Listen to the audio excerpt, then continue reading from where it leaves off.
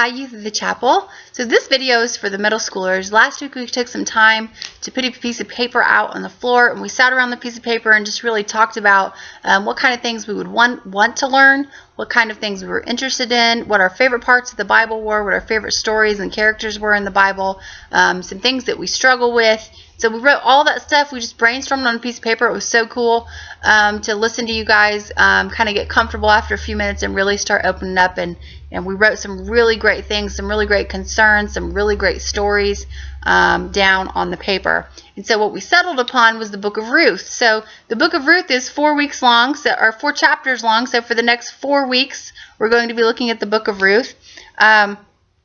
Some of the things that the book of Ruth talks about is self-confidence, your life mission, and some traps that we can all fall into or that lay right there that we have to be cautious of. And so we'll look at those things in the story of Ruth, but tonight we're just going to start with chapter 1 of Ruth. So that's uno. So let me tell you about this family, okay? By the way, before we start, Ruth was written after Judges, and so in this period of time in Israel, it's just really kind of like, it's like a dark period in their history. Things were very unstable. It was after their first civil war, which was kind of displayed in the book of Judges. Just really an unstable time in the area, an unstable time in the like for people in general. And so Naomi and her husband, who we're going to call Eli, his real name is Ilmik, but I can't say it very well, so we're going to call him Eli. So there's this family, and they decide they have 2 boys, and they decide their boys' names are Mahalan and Kilon, and they decide that they're going to move to Moab. And so they move there, and they get settled in, and darn it if Naomi's husband doesn't pass away. And bless her soul, she's left there with her 2 boys, all alone, but she knows that her boys will provide for her. Her boys get married to a young lady named Ruth and to another lady named Opar. So the boys get married. Crazy thing happens. 10 years later, the boys die. Okay? So now you have to imagine that during this time, it would have been customary for Ruth and Opar to return to the families of their fathers. So in other words, basically go back home because their husbands have passed away. There's nobody there to provide for them, which would, in this scenario, leave Naomi all alone. And so it's just really this difficult circumstance. Now you have to remember that these 2 young women had lived with Naomi for 10 years at this point. They had become family. They had become friends. They knew each other very well. They were not, this was not like a brand new newlywed situation. So Naomi decides that she's going to go back to Bethlehem because the famine is kind of coming to an end. In the time in Bethlehem, I've read that they suspect that it was kind of in the fall time that the olives were able to be harvested and that kind of thing. But in other words, Naomi realized that if she returned to that area, that she would be able to provide for herself as a woman all alone. And so this becomes culturally something very significant that she understands, and she realizes for her survival, she's going to have to go back there. And keep in mind also that she, at the time, is living in Moab, and she is, she's not from there. She's not a Moabite. So it's really kind of understandable that Naomi makes this decision after her boys pass away to go back to her homeland. And so again, customary for Ruth and her sister-in-law to return to the family of their father. But we have this young lady, Ruth, who's just this phenomenal young lady who says, now wait a minute, what's going to happen to Naomi, who I love very much, who I've been living with? What's going to happen to her if I leave her? Okay, so this is what's laying on this young lady's heart. So this is how it plays out. We're going to look on Ruth 1:8. So Naomi said to her 2 daughters, she said, her daughter-in-law, she said, go back to your mothers homes, and may the Lord be with you for your kindness to your husbands and to me. May the Lord bless you with the security of another marriage. And she kissed them both goodbye, and then she started to cry because, of course, again, she's very sad. She's been living with these girls for a decade. She knows them very well. And so she's very sad to do this. This is the only family that she has left, but she knows this is customary. She knows it's the right thing to do for their survival because she does care about them. She's willing to let them go. But you have to also imagine that Naomi is all alone in the world now. So she tells them to leave, and she cries because she's, just heartbroken about them breaking up. And they both say, no, no, no, we want to go with you back to your people. And she's like, wait a minute. Why should you go with me? Because can I still give birth to other sons who could grow up to be your husbands? It's just absurd. So no, go back to your parents. I'm too old to marry again. I'm too old to have kids again. And even if it were possible, I'm not going to get married tonight and bear sons. So we're looking at several more years, and none of us are getting any younger. So just go back to your parents. I love you enough to understand what the right thing is to do here. And Oprah, she goes back. She kisses her goodbye, and she says, I love you so much. You're right. This is what I have to do. Thank you for watching out for me. I'll miss you. She gives her a kiss and a hug, and she goes.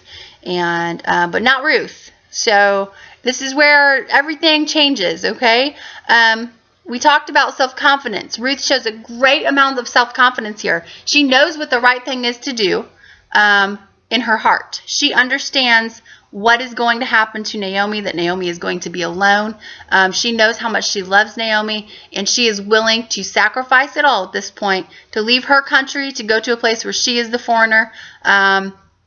And we'll see later that she does physically stick out. People notice that she doesn't belong where they are going. But she decides, hey, this is like part of my mission in life is to watch over Naomi. God put me with her for a reason. And so she's willing to just put it on the line here. She's willing to stand in the void for Naomi. And what a beautiful testament of love, of friendship, and loyalty and faithfulness this is. So let's listen to what Ruth says. Ruth looks at her and she says, don't ask me to leave you and turn back. Wherever you go, I will go. Wherever you live, I will live. Your people will be my people. Your God will be my God. Wherever you die, I will die also. I will be buried there next to you. May the Lord punish me very severely if I allow anything but death to separate you and I. When Naomi said that, when Naomi saw that she was that determined to go with her, she said nothing more. I mean, there's no arguing with this. This young lady is looking at her and saying, listen, I love you, and absolutely not under any circumstances am I leaving you. Death will have to separate us, and may God punish me if I ever go back on this. She's understanding her mission in life here. It's very crystal clear to her. She's got self-confidence. She realizes that this could be a trap because the world is telling her to go back with her family. Their customs that she's been brought up says, go back with your family. To go with this widow is going to be risky. It's just, you guys, this is the land of men. You guys have to understand that widows were oftentimes poor, and other men were expected to look over them, but it didn't happen all the time. So you have to really kind of understand what's going on here. It's phenomenal. This young lady she's standing her ground. She's like, no, you're not going without me. I'm going with you. I don't care what protection my family can offer me. It's you and me right here from now on. So what a blessing this is. So the two of them, they're going to go ahead and we're going to see what happens next. But they continue their journey. They come back to Bethlehem, and the people in the town are like, is that really Naomi? And Naomi, she's, you remember, she's still heartbroken. She says, hey, Naomi means pleasant in Hebrew. Don't call me Naomi anymore. My life is not pleasant anymore. I've got Ruth. I love her so much. I'm so thankful for her. But my life has been nothing but turmoil in the last few years. I want you to start calling me Mara. And Mara actually means bitter. And so what she's saying is, the Lord's caused me to suffer. And the Almighty has sent such tragedy upon me. She's just really not understanding it. But she does return she returns from Moab with Ruth, the young Moabite woman. They arrived in Bethlehem in late spring at the beginning of the barley harvest. And so we're going to see what happens. But so one of the things that you guys want to talk about was self-confidence. And whoa, what a self-confident young lady. What you have to know as young Christian women is that or as young believers, not just women. Look at this example of this young lady. By the time this happens, she's probably maybe 24 or 26, but still not, you know, she's still just only that old. She still hasn't lived a whole lot of life yet. She doesn't have children underneath her. She doesn't have a husband anymore. She really doesn't have anything to kind of support her except for Naomi. And Naomi's telling her to do one thing, but she knows in her heart, she's like, no, this is wrong. Because of my love for you, I'm going to stay with you. She's willing to go against the grain here. She's willing to, she's confident.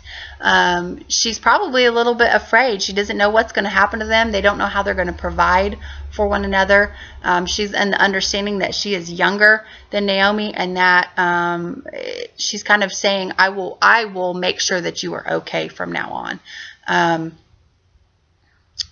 From now on means that this is a life mission, even if it's just for the life of Naomi, for the extent of the life of Naomi. And the trap here is that, you know, the whole world is telling her to do something else. And even Naomi at one point is saying, hey, no, why don't you stay here with your family? She says no.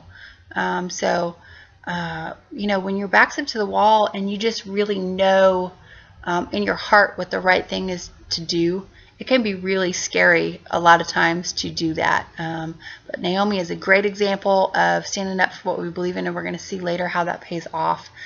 So take the time this week, read the first book of Naomi. What an amazing testament to self-confidence, to looking at the traps of the world and figuring out how to get around them, to understanding your life mission. And just, we're going to see that God recognizes that Ruth is this kind of woman. And wow, what is going to happen with her life in the next couple chapters. What an amazing story of a young woman. My prayer for you is that you will be able to recognize with confidence when you're at the void of a trap, and you'll be able to find the right way out. Follow your heart, follow your prayers, follow what you know God has placed in your heart. And that can be really scary to have integrity like that. It can be really scary to not let yourself sway with what everybody else in the world is telling you to do. It can be really scary not to put a provocative picture of yourself on Facebook as a great example. Not to just do some of those things that, you know, the rest of the world just kind of sees is like normal or cool or whatever. It's tempting. You have to know, you have to have the confidence to be able to stand where you're supposed to firmly and say, you know what, this is the right thing to do, and this is what I'm going to do. That it's a beautiful gift. My prayer for you tonight is you continue to learn more about Naomi, that you will be able to do that, that you will use her as an example of courage and strength and confidence, and wow, what a testimony. So I'm going to pray with you real quick, and we're going to be out of here for the night. Heavenly Father, thank you so much for the youth members who are not with us tonight, who couldn't be with us for all different reasons. Please watch over them. Let them know that we love them. We care about them so much. Help them to explore the book of Ruth tonight. Chapter 1, just an amazing introduction to a great life. A great example of how we need to lead our lives, no matter what the cost is. Thank you for women like this, that were willing to stand in the void and stand up to the world and say, no, I'm going to do the right thing, even at the cost of God's wrath, because I know that I'm doing the right thing. So I love you, and I thank you so much for the youth. In your holy name I pray. Amen.